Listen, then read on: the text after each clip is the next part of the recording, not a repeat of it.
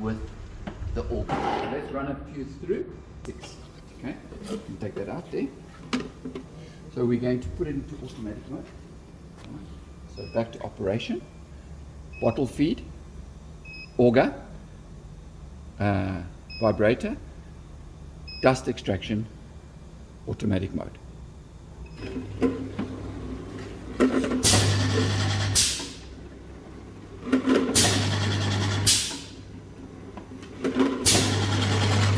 Much more heat.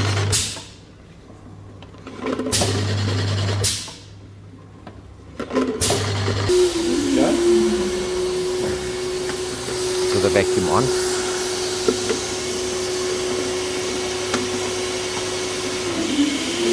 You can hear it pulsing, toggling between the two motors.